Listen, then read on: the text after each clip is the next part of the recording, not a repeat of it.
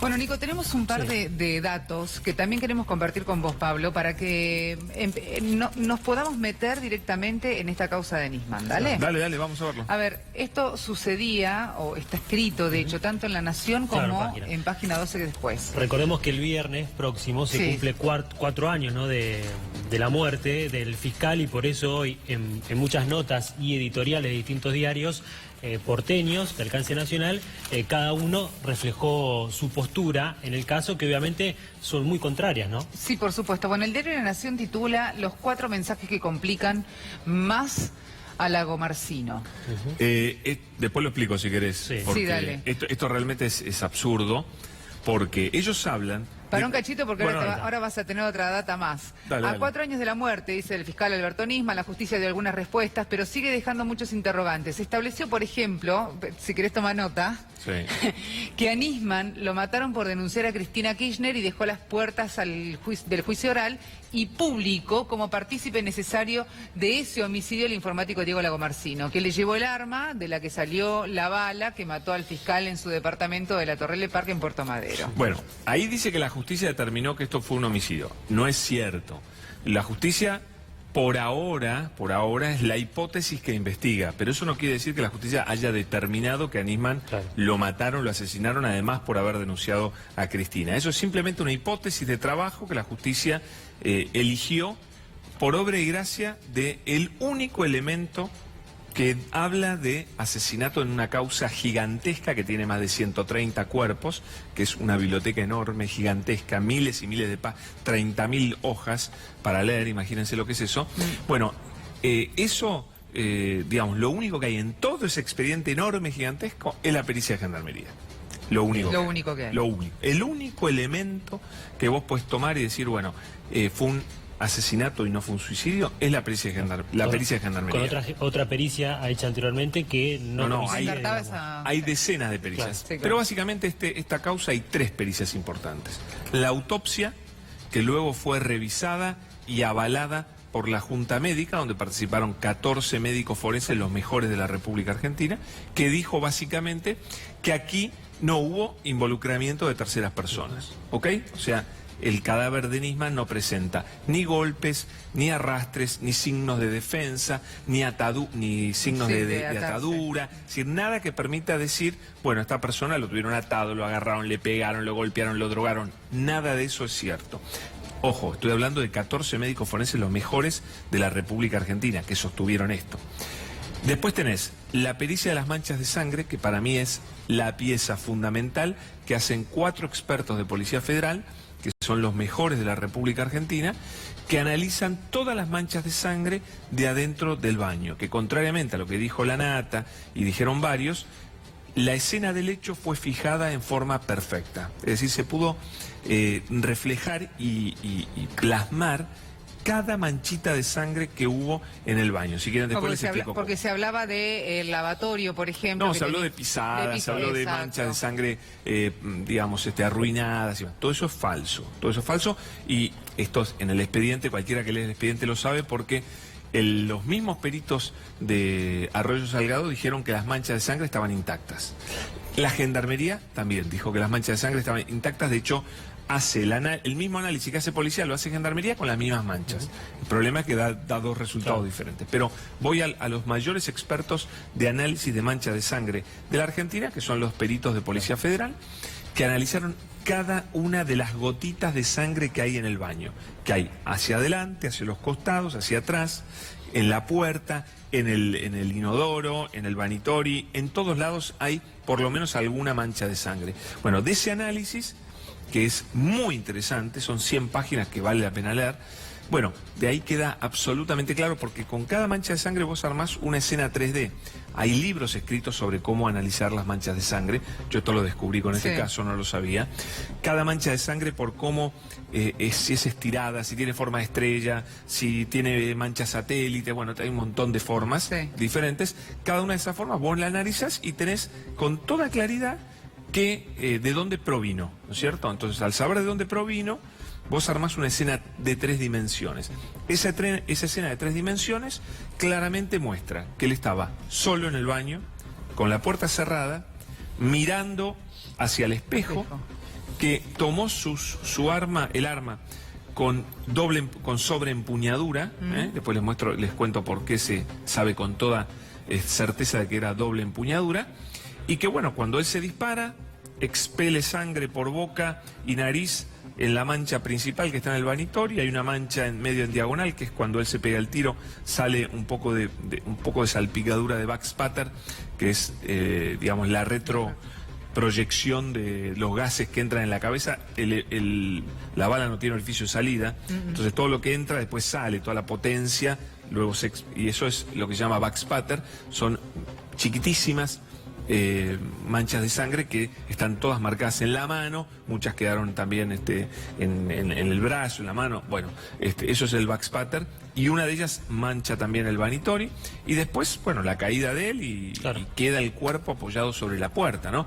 Todo ese análisis lo hacen 4 expertos de policía y es impecable. Cuando vos vas al mismo trabajo hecho por Gendarmería, hay un montón de manchas que no las analizan, las ignoran. Hay otras manchas que directamente dan interpretaciones que son para risa porque son absurdas, como por ejemplo, en cuanto a la doble empuñadura, él tiene los dorsos de las manos manchados de sangre. Las palmas no, porque como está agarrado así el arma, las palmas no se mancharon de sangre. Bueno, dice Gendarmería que las manchas en las manos tienen que ver con que los asesinos acomodaron el cadáver, pero nunca lograron explicar cómo vos tomás una mano y la manchás solo de sangre de acá y no de abajo. ¿No es cierto? Es una cosa absurda, no tiene sentido, además no son manchas comunes, son microgotas, están las imágenes por ahí seguro disponibles en internet, o sea, de ese tipo de explicaciones de Gendarmería tenés un montón que son absurdos y hay algunos más graves. Y además, Pablo, corregime, ¿no? Pero cuando llegan en su momento la madre y el cerrajero que entraron, digo, estaba bloqueada la puerta del baño, digamos. De hecho, nadie entra al baño. Nadie entra al baño. Lo nadie primero pudo haber salido de ese lugar, o sea, matarlo, haber salido y dejar la puerta de esa manera. Mirá, eso es importante saberlo. O obligarlo a que se mate, por ejemplo. No. Mira, imposible que alguien haya estado con él. La casa estaba impecable, no había un cuadro fuera de lugar, algo caído, algo roto, ahí no hubo ninguna escena de pelea, de nada. Fuera del baño nunca se encontró ni sangre ni nada raro, ¿no es cierto? ¿Cómo entraron? Bueno, entrar es imposible, tenía seguridad abajo, cámaras de seguridad, y él estaba en el departamento y tenía la puerta de entrada cerrada por dentro con un pasador. O sea, nadie podía entrar, ni tampoco vos podés salir y dejar el pasador puesto por dentro. Es imposible. La puerta de atrás tiene 2 cerraduras, una superior y otra inferior. La de arriba estaba cerrada. La de abajo también estaba cerrada, pero tenía la llave puesta por dentro. Es decir, imposible que vos salgas de la casa, cierres esta cerradura, la de abajo y deje la llave puesta. ¿Cómo haces eso? Ni David Copperfield lo ha logrado. En un momento se habló también del aire acondicionado, del lugar en donde está el aire acondicionado en Le Parc, que podías, o sea, de hecho, porque los técnicos también los arreglan por ahí. Por supuesto, se investigaba si podía pasar a alguien, se comprobó que era imposible, se estudiaron las huellas que había, eran de los muchachos que habían arreglado el aire acondicionado creo que un mes antes, nunca se encontró nada, era imposible que pasara nadie por ahí, eso se estudió con mucha intensidad y arrojó absolutamente imposible entrar por ahí, ¿no es cierto?, de afuera para adentro. Como cuando llega la mamá lo que hace, tenía las 2 llaves de las 2 cerraduras de la puerta de atrás. Por supuesto, con la de arriba abre la cerradura sin ningún problema. Cuando va a abrir la de abajo, se encuentra que estaba la llave puesta. Llaman al cerrajero, el cerrajero empuja la llave, se cae la llave, la mamá pone la llave, abre la cerradura y entran. Nadie ha logrado explicar cómo salieron. Además, cuando va la empleada doméstica Gladys Gallardo un día que ella no sabía que estaba Nisman, no puede entrar por el mismo motivo. Aparece Nisman, abre la cerradura de arriba, abre la de abajo y le abre la puerta. O sea que era habitual que él, cuando se encerraba en su casa, cerrara las 2 cerraduras. Uno de los focos también está puesto, Pablo, en el tema de la hora de la muerte, porque en algunos casos o en algunos medios reflejan que, o son tajantes, que es las 2 de la mañana la muerte aproximadamente. Eso no hacen un arco, digamos... Te explico cómo... eso es muy interesante, para mí es la parte más absurda y aberrante de la pericia de Gendarmería, que va a pasar a la historia como la pericia más falsa en la historia judicial, y yo creo que muchos de sus integrantes, que acá tengo la listita, después déjame nombrar algunos, de la lista de los peritos actuantes de Gendarmería. Esta gente va a tener un problema muy serio. Va a tener que dar respuestas. Decimos. Muy serio, porque firmar una pericia falsa es un delito muy grave, porque va gente presa y se producen consecuencias muy graves. Entonces, el IPM, o intervalo post-mortem, ¿no es cierto? ¿Cuál es verdaderamente? No hay una sola forma de establecer la data de la muerte. En general se utilizan 5 o 6 métodos diferentes, que es largo explicar: la rigidez cadavérica, las livideces cadavéricas, la temperatura corporal, el potasio en el humor vítreo. Bueno, hay varias. Gendarmería solo utiliza una. El cuerpo médico forense y la Junta Médica utilizan más o menos 7 u 8 métodos y llegan a la conclusión que murió Nisman entre las 11 y las 14 horas del día domingo 18 de enero. ¿Qué dice Gendarmería? Gendarmería dice 2:37, bueno, da 2:46, da un horario exacto, lo cual ya para cualquier estudiante de medicina es una brutalidad, porque siempre el intervalo post-mortem nunca es exacto, ¿viste? Siempre es, más 4 horas, con más o menos 4 o 6 horas. Con mucha diferencia. Bueno, pero lo de Gendarmería es increíble, porque ¿en base a qué método establecieron la hora de la muerte de Nisman? Y esto es muy curioso. A ver, ¿sobre la base de qué? Eligieron el método, un solo método, el potasio en el humor vítreo. Es un sistema por el cual te extraen el humor vítreo y hay tablas. Según pasan tantas horas, el potasio va disminuyendo en el humor vítreo. Es algo muy técnico, pero no es algo muy claro científicamente hablando, porque hay como 6 o 7 tablas diferentes, de diferentes autores, que dicen, no, el potasio en el humor vítreo va bajando así, otros dicen asasa. Hay varios métodos. ¿Cuál usó Gendarmería? ¿Cuál tabla usó? Ninguna de las conocidas. Eligió usar un trabajo de una tesis de una estudiante de medicina, que desarrolló una tesis propia de ella, que no está avalada científicamente por nadie, que no tiene ningún tipo de trabajo de campo ni nada, tiene 4 o 5 casos, es decir, algo bastante bizarro, extraño, y que además esta tesis de esta chica utiliza como elemento fundamental para el cálculo del potasio en el humor vítreo la temperatura del lugar en donde está el cuerpo. Lamentablemente no sabemos qué temperatura tenía el baño. Entonces se tomó la temperatura de la estación meteorológica de Aeroparque, Jorge Newbery, y se tomó como válida para establecer la temperatura adentro del baño del EPARC, un lugar herméticamente cerrado dentro de un edificio que le da el sol todo el día, por supuesto, y que además era un día de calor extremo, húmedo, y para ellos la temperatura del baño es la misma que la de la estación meteorológica de Aeroparque. Esta aberración la afirmó, y los quiero nombrar porque vale la pena nombrarlos, porque algún amigo les va a contar que los hemos nombrado, el comandante principal médico legista Carlos Dante Barrio Nuevo y la primer alférez médico legista Patricia Demetria Paniagua. Estos son los 2 únicos médicos que integran el plantel de la pericia de Gendarmería y que cometen esta burrada. ¿Los otros qué son?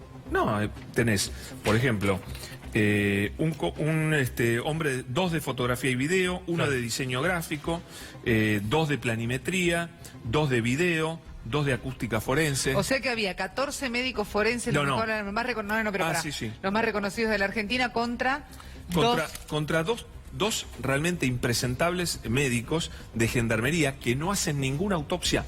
Nunca, que no tienen la menor experiencia y le discuten a los médicos forenses, el cuerpo médico forense, que hacen 4.000 autopsias por año. Pero eso no es todo. Ellos agarran una radiografía que sacó el cuerpo médico forense y dicen, Nisman tenía el tabique de la nariz quebrado. Eso para simular una pelea o algo que fue retenido, o algo en el departamento. Pero ninguno de los 14 médicos más prestigiosos de la República Argentina, incluidos los 2 médicos de la querella, Raffo y Ravioli, que supuestamente son muy buenos, tampoco vieron el tabique roto. ¿Por qué?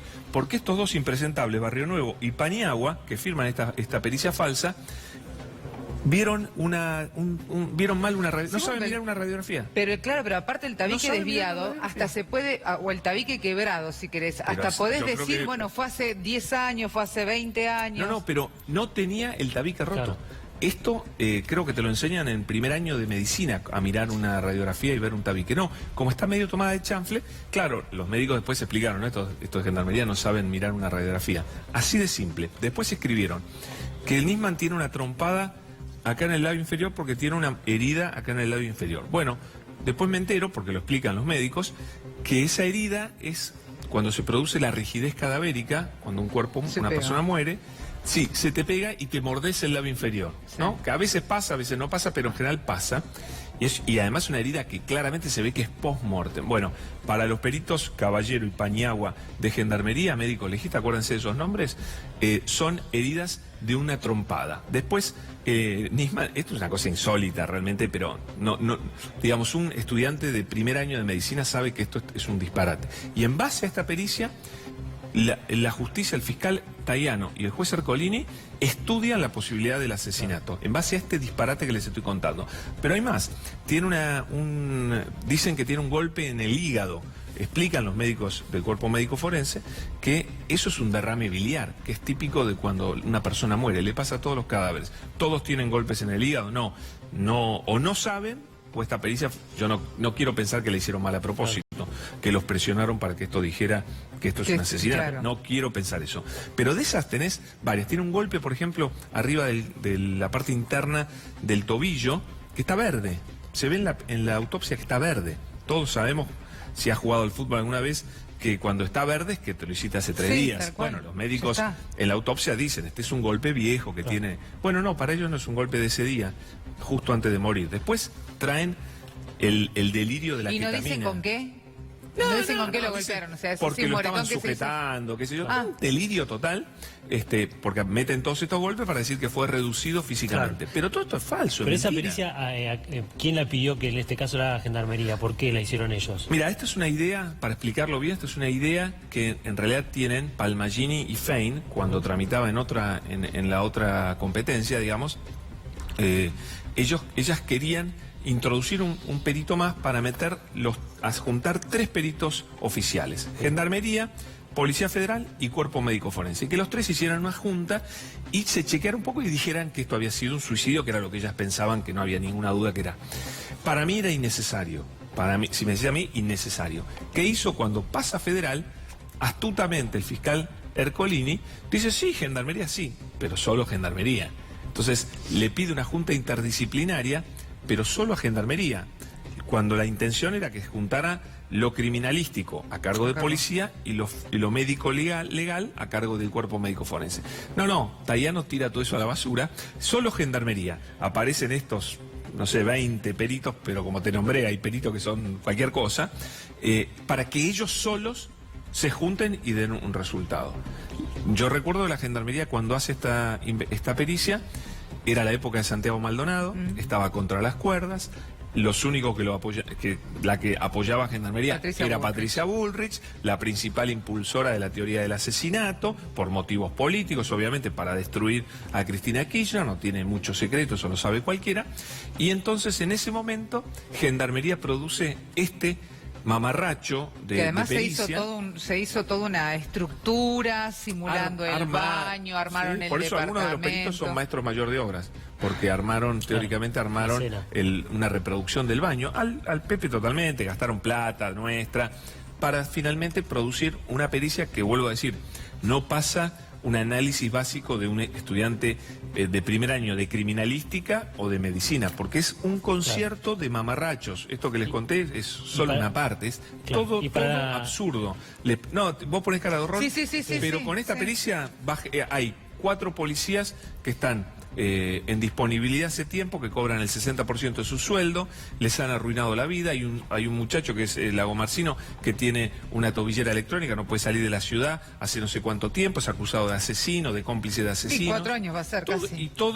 Y por supuesto, en 4 años, ¿qué más consiguió el fiscal Taiano en esta causa? Nada de nada. Inventaron pavadas como... Entorpecerla, lo único Pero te cuento, por ejemplo, el diariero misterioso, que decían los vecinos que era demasiado inteligente para ser diariero. Lo escuchamos eso, una cosa vergonzosa. De la CIDE, bueno, supuestamente, se descubrió que trabajaba en el Ministerio de Ibarra, en el Ministerio de Modernización de Ibarra, trabajaba el diariero, cerró el kiosco y se fue a trabajar con Macri, es decir, me parece que un agente de la CIDE no era. Además la CIDE la maneja Macri. Evidentemente si era agente de la CIDE lo descubrían así. Y además el kiosquito lo pusieron 5 años antes de que Nisman se mudara a Le Parc, cuando estaba en pareja con Arroyo Salgado y vivía en el Country Highland. Es decir, que tenemos un agente de la CIDE, que además es adivinador, porque supo poner un kiosco antes de que se separaran. Ya sabía que Nisman se iba a separar y que se iba a alquilar un departamento en Le Parc. O sea, de con vista al kiosco. Yo, esto por ejemplo lo dijo Diego Leuco, hizo un programa entero del Diario de Mañana con la pavada esta del kiosquero fantasma. Digo, hay que tener un poco de vergüenza. También acordate, la chica que teóricamente estaba en esa... Bueno, después la chica calcinada, que se supo, por supuesto, que no tuvo nunca se descubrió quién era, porque era una pobre chica, digamos, que vivía en la calle y demás. Exacto. Nunca tuvo absolutamente nada que ver con la causa. De hecho, en la causa ni se menciona ese tema. Y después una más te digo, Cato, el agente de la CIDE. El agente, bueno, sí. Año 2005, estaba de moda que mucha gente tuviera custodia de la CIDE. Marcelo Tinelli tuvo custodia de la CIDE, De la Rúa tuvo custodia de la CIDE, Menem y su hermano Eduardo tuvieron custodia de la CIDE. No sé por qué, viste, en vez de policía se sumó y muchos tuvieron custodia de la CIDE. Era una cosa que no es nada raro.